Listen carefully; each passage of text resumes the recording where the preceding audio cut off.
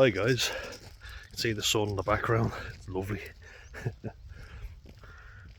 So today I'm asking the question, am I mentally ill or is it all in my head? Mind blowing, I know. um, I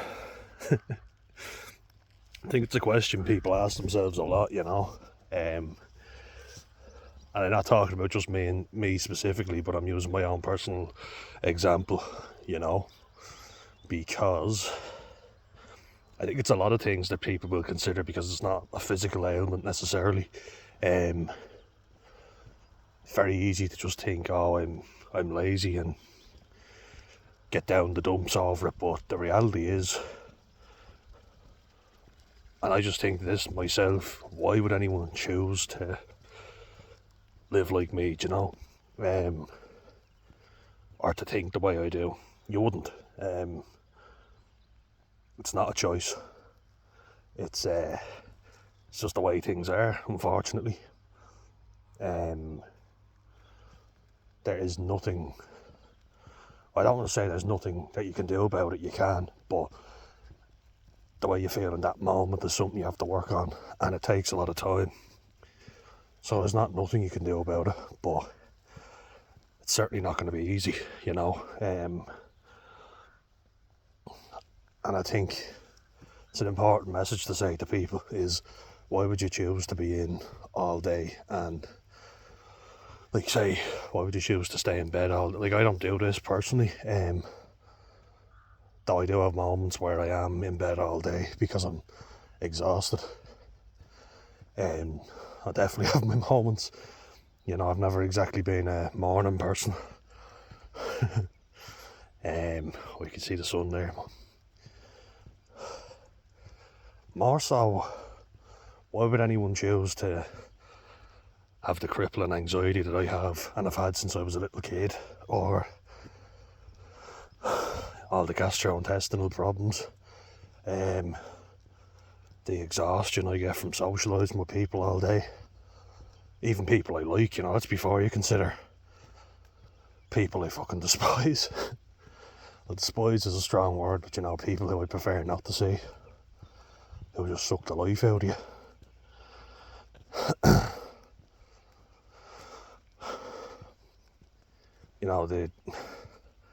The struggle to keep up with stuff, and I know, like, you gotta keep up a routine and whatever. Very hard to stick to a routine, which is ironic because you think of autism, you think of routines, don't you? But everyone's just unique and individual, and I've got other shit going on in the background, so autism isn't just what I have. And he was just mesmerised by the gates opening again. Oh boy. Yeah, come on. Yeah, the electric gates. He was like, who's opening them? It's gas. What a fella. But yeah, I feel like that's a thing where I asked the question before, do mental health labels and do labels in general help anyone? Because I certainly do it, where I think if a person has a condition, they are their condition. They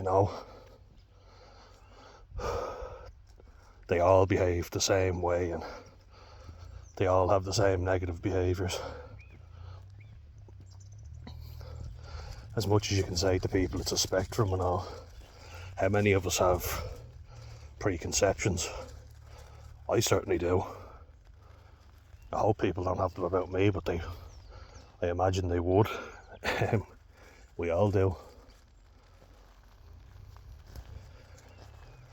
When you throw a label on someone, I feel like you're kind of condemning them in a way, because everyone's going to think a certain way about them, at least from the beginning, and then you meet them and you form a different opinion. That's why stereotypes can be very negative. But labels can help. This is how you manage your condition properly, but the issue is that mental health is so messy. You know, like if I have a physical ailment, like if I have a broken leg, I know it's broken, that's a fact. That does not change. It repairs, but it's fucking broken. That is a fact. If I have, God forbid, cancer, that unfortunately is a very real fact.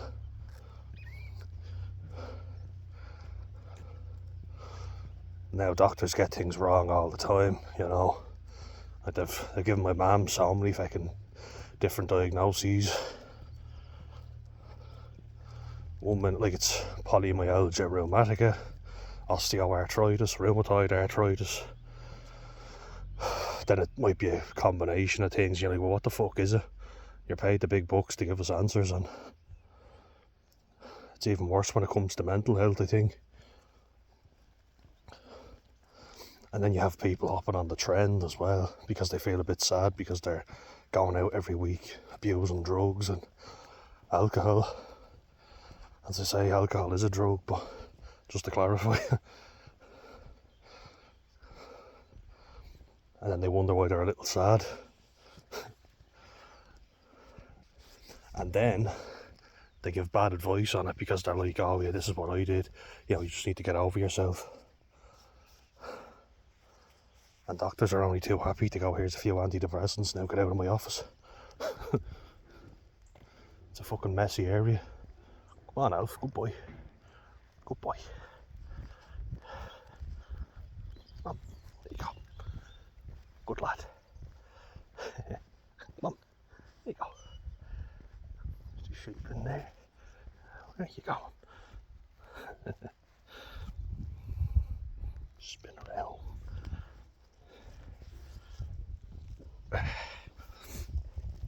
You know, if you actually go into a doctor's surgery and you list a couple of symptoms out, you've probably been on Dr. Google, because we Google everything. I feel like the fucking doctors do as well, which doesn't fucking help.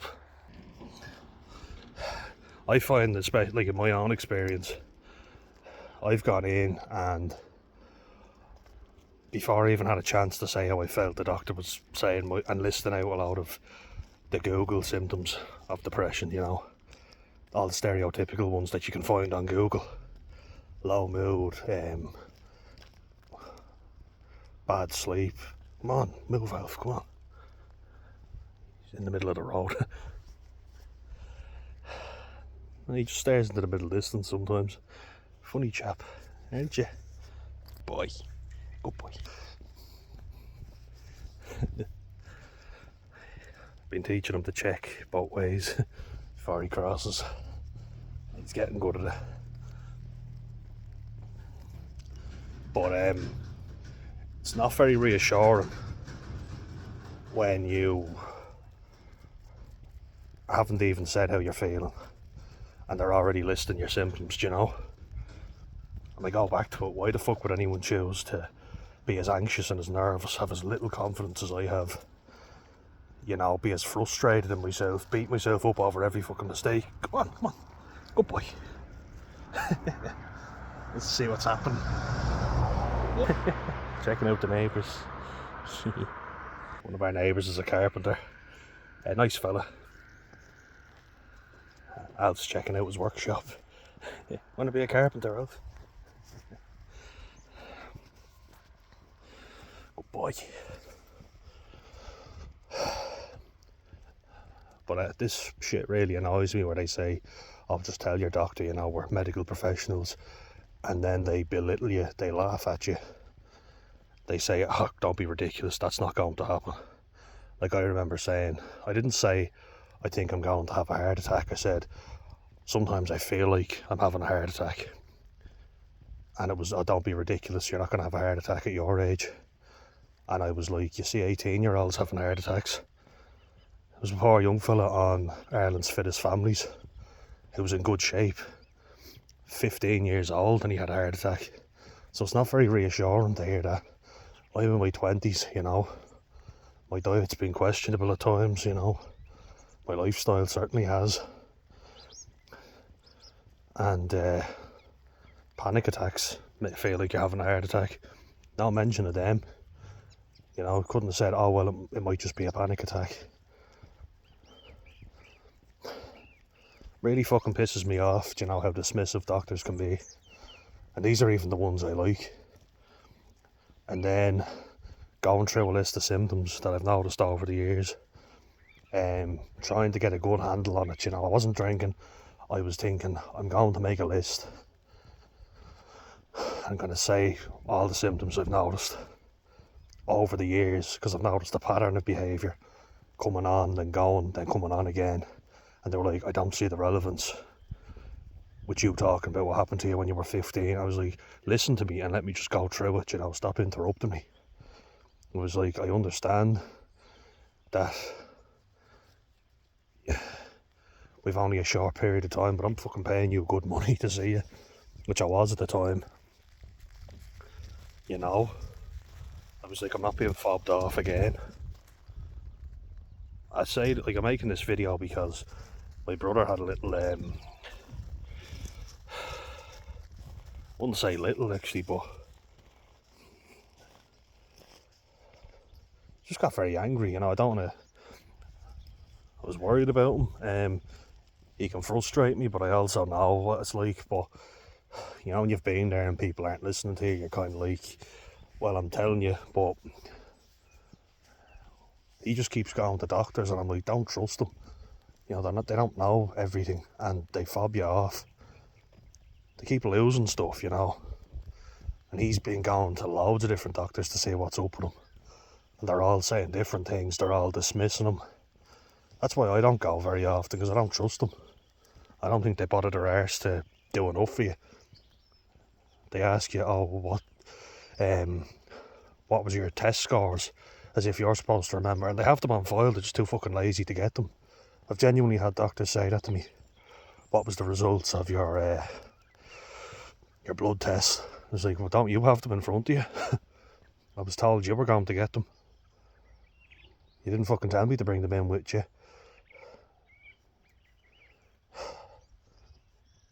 Bring them in with me, you know. You never told me I had to bring the test results in with me, and you're giving out to me for not having them.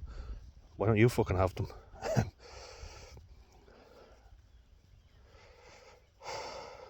And had a fucking psychiatrist say to me, oh, well, would you just get a job? I was like, what do you think I'm fucking trying to do? You think that's going to solve everything? It's very annoying. I've tried, I've had a fucking breakdown in work. It's embarrassing. I've been trying not to show everyone how I'm really feeling, and you just keep telling me, oh, you know, just get over yourself. And it's like, aren't you supposed to fucking offer me some help? It took me long enough to get dialectical behavioural therapy. Come on, Alf. I have the certificate to prove I attended all those sessions, all 12 of them.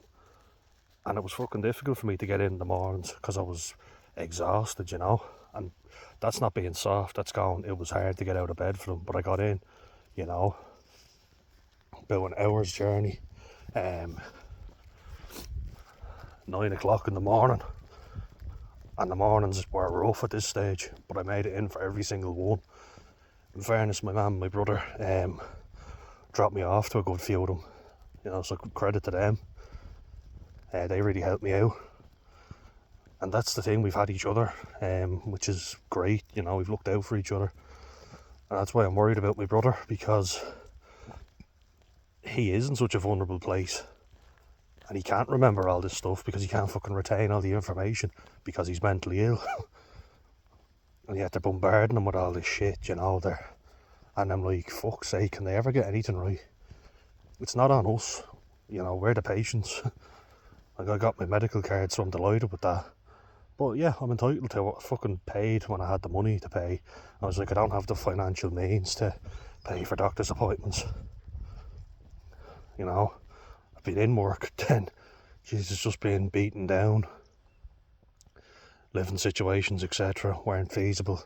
The rent was too exorbitant to pay. You know, among other things. So to ask the question again, am I mentally ill or is it all in my head? Who chooses to live like this, really, you know? Like, I get that there's people who are living on benefits and never have any intention of going back to work. And unfortunately, in a lot of cases, that's more financially viable. It really is. Nobody ever wants to admit that, but it's the truth. You're encouraging a group of lazy, unmotivated fuckers to sit in their hole doing nothing. Especially in Ireland and the UK, you know, there's people who live on benefits. And I want to, like, I went and got a degree. I don't want to be doing that. That's not how I want to be, you know.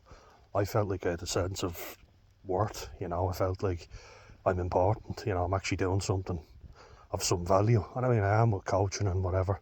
I felt like shit the last few weeks, to be honest, so I haven't gone. Got sick when I went back the first week. Fucking freezing out. It's not as if I haven't tried stuff, you know. I've gotten off my arse and done stuff. But when you're truly in the depths of it, you don't feel better when you do loads. You feel worse. You feel like your limit is just going down and down. Come on, Alf, good boy. Good lad. Good boy. Get out for my walks every day without fail. Have been. Because I said to myself, even if I'm really unmotivated, it takes nothing to just get out and go for a short little walk. The longer ones takes more motivation, sure, but I have to do it to stay okay. You know that way. I heard Russell Brand saying it before. The stuff I do to just be okay. Not great, but okay. It's like, who chooses to be terrified to leave the house? And I did. I still fucking did it. Me and my brother have a fear of that word, agoraphobia. But I never stayed in all day doing nothing. I always did something. Even if it was only small, got myself out of the house. There's only a handful of days where I didn't leave the house. There's some people that do that all the time. You know, they'll do it at weekends. Fair enough, you know, if you've been out on the lash, you probably want to, you know, hang over and you're wasting the weekend away, but not for me. Can we go back? Yeah, come on then. Good boy. Go back? Yeah, come.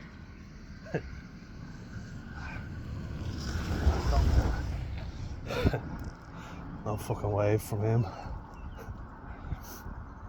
Oh, there they are now. Come on. Move in, move in.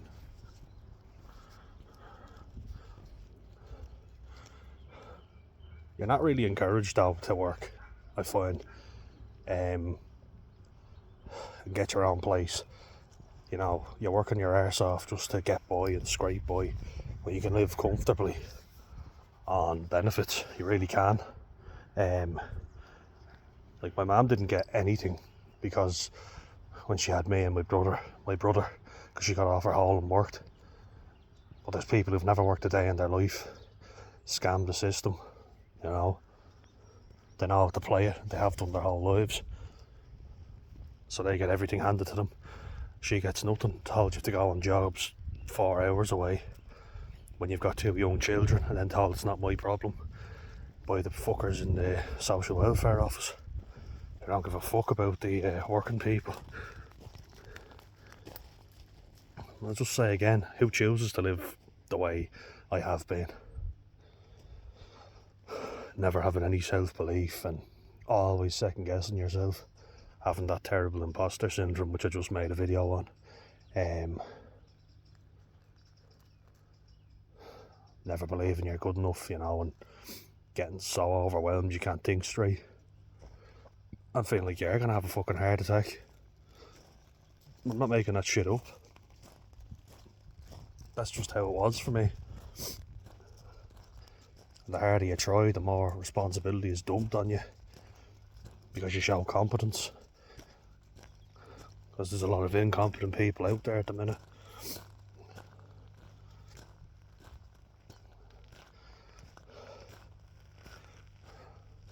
So if you're doubting yourself and thinking, oh, I'm just lazy or whatever, don't.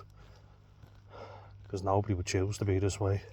And I met lots of people in the Wexford Local Development Group, the Mind Yourself Wellness Programme, who said that getting to that course has given them a purpose again, which is great, you know, and it's starting back in a week and I can't wait to do it. Because I still haven't found full-time employment, so I still qualify, so I may as well, you know. But look, I just thought I'd come on and talk about that, and something that's just been bothering me, you know. People who are genuinely struggling and have all these issues. Nobody wants that, no. And yeah, you can say get off your arse and work hard, but what if you've done it and it hasn't worked? Then what? I'll leave you with that. Stay well, guys.